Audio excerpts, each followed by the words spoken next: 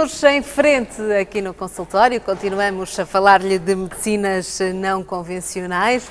Vamos de seguida explicar-lhe o conceito também de homeopatia, mas antes de apresentar a minha próxima convidada, eu recordo que se tiver sugestões para o consultório do Porto Canal, pode sempre escrever-nos. Eu recordo para isso que a morada está a passar em rodapé ao longo desta emissão, para que possa tomar nota e enviar-nos então as suas dicas, conselhos e sugestões. Para já vamos falar-lhe então de homeopatia. O uso de produtos homeopáticos tem vindo a crescer em Portugal. Estima-se que 3 milhões de pessoas consumam em algum momento ou já tenham tomado medicamentos homeopáticos. Alguns estudos indicam que as más experiências com a medicina convencional estão na origem da procura destas medicinas alternativas. Para nos falar sobre este tema, tem comigo a doutora Ana Moreira, médica de Clínica Geral. Muito boa tarde, doutora. Boa tarde. Bem-vinda ao consultório do Porto Canal. Doutora, a homeopatia, uma abordagem médica criada em 1796. Como é que se define e afinal, o que é? Qual é o conceito da homeopatia? Em primeiro lugar, queria agradecer a toda a equipa a coragem de estar a falar nestes assuntos que muito me prezam a mim e aos colegas que trabalham como eu. Portanto, nós podemos definir a homeopatia como uma concepção terapêutica descrita, como disse muito bem, cerca de 200 anos atrás, por um médico franco-alemão, Samuel Hahnemann, em que nós damos aos doentes medicamentos, chamados medicamentos homeopáticos, que essencialmente estimulam os processos de autorregulação do próprio organismo. A homeopatia podemos dividi-la essencialmente em duas vertentes, uma mais clássica, unicista ou pluralista, e uma já mais moderna, digamos, uma homeopatia de segunda geração, que chamamos homotoxicologia ou medicina biorreguladora, que é a que eu tenho mais experiência. Os dados que falou muito bem, e eu acrescento que a Organização Mundial de Saúde declarou a homeopatia como uma medicina tradicional desde 2003 e, portanto, em sistemas de saúde como na Alemanha, na Suíça, na França, os medicamentos homeopáticos, são comparticipados. Sim.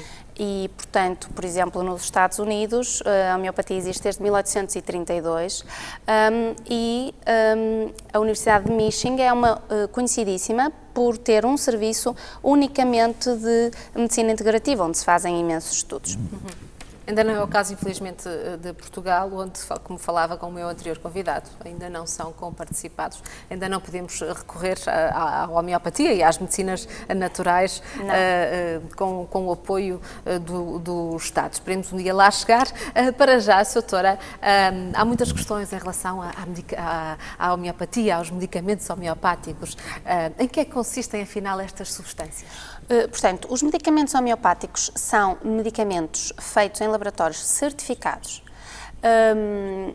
aos quais se lhes exigem todos os certificados iguais aos medicamentos de síntese, digamos assim, segundo as práticas GSM, portanto as práticas Gold Standard, e que são produzidos de acordo com as farmacopeias homeopáticas, nos quais na Europa temos a alemã, temos a francesa e temos a inglesa, para citar algumas. Estes medicamentos são produzidos com diluições e dinamizações de uma ou várias substâncias. Para percebermos melhor, e deixe-me usar uma linguagem mais simplista, podemos dizer que estas substâncias provocam os sintomas da doença, portanto, que podem curar-se ao serem administrados em doses diminuídas. Sim. Isto é correto? Embora eu acho que isso é o que faz mais confusão no início a um médico quando começa a estudar estes temas. De facto, o médico Samuel Hahnemann estava farto das barbéries do seu tempo, porque eram as purgas, os enemas, os sangramentos, e então ele começou a estudar substâncias. E tomou quinina, que era usada, embora de síntese, na profilaxia, na malária, para o tratamento da malária, e ele ficou com os mesmos sintomas da malária. Portanto, aqui a única, digamos, questão é a dose. Portanto, em doses altas produz-se os tais sintomas, em doses baixas podemos conseguir curar. E esta cura, repare, vem porque isto só se sabe agora, atualmente, com os mais modernos conceitos de imunologia, que trabalhamos o sistema imunológico. Portanto, basicamente, estes medicamentos biorregulam porque em doses infinitesimais, não é? Conseguem, através de movimentar citoquinas, que são elas que vão fazer este processo de biofeedback que se vai traduzir depois numa cura. Há imensos estudos in vitro, in vivo, ensaios clínicos randomizados que teimam em chegar à classe médica e, portanto, daí acho eu não continuarmos neste impasse. Sim. Porque não chegam e porque também há um desconhecimento da classe médica, convencionalmente falando, acerca dos mecanismos imunológicos de atuação destes medicamentos. Repare, todos os livros de imunologia moderna contêm os mecanismos de atuação destes medicamentos com a explicação, nomeadamente em termos das citoquinas, como eu já expliquei, facilmente interpretáveis por um profissional de saúde. De facto, como disse, doutora, apesar da Organização Mundial de Saúde ter reconhecido a homeopatia, a comunidade científica teima em não se deixar convencer pelos argumentos que acabou aqui de nos deixar. E falam, a comunidade científica fala em efeito placebo. Eu pergunto-lhe, de facto, existem provas científicas que explicam o sucesso destes produtos? Repare, o ECHAMP dá-nos dados de 100 milhões de utilizadores na Europa de medicamentos homeopáticos. Estamos a falar de 30% da população a nível europeu. Além disso, estamos a falar de medicamentos com 200 anos de história, portanto, com toda a eficácia comprovada e com os efeitos terapêuticos comprovados e baixos efeitos, poucos ou nenhuns, digamos assim, efeitos secundários. É muito interessante que fale nisso porque a semana passada houve um jornal alemão que publicou uma notícia, não sei se leu, contra a homeopatia. Sim, parece que de repente há uma campanha mundial contra a homeopatia. Mas parece que já acabou, polémico. Porque, entretanto, alguns partidos alemães já se insurgiram, porque exatamente como os medicamentos homeopáticos são comparticipados na Alemanha, já estavam a dizer que afinal não vamos comparticipar nada. Acontece que um porta-voz de uma companhia de seguros, que é a maior companhia de seguros alemã, que detém mais ou menos 90% da população, veio falar, no fundo, a favor da homeopatia, dizendo que estes indivíduos são indivíduos, na globalidade, que se preocupam mais com a sua saúde, com um estilo de vida mais saudável. Em termos gerais, gastam menos dinheiro às companhias de seguro. Portanto, os partidos políticos imediatamente retiraram essa petição. Repare, outros exemplos, temos o hospital de Bristol, na Inglaterra, com uma área unicamente dedicada à homeopatia. Portanto, todos os estudos que são feitos, inclusivamente estudos multicêntricos, nos indicam que existe uma excelente relação custo-benefício, com muito poucos efeitos secundários. Teimam como eu já disse, em chegar principalmente à classe médica, porque penso que por aí poderíamos, digamos, inclusivamente depois comparticipar estes medicamentos, porque algumas pessoas usam e já usava a sua mãe, a sua avó. Claro. Claro, claro que sim.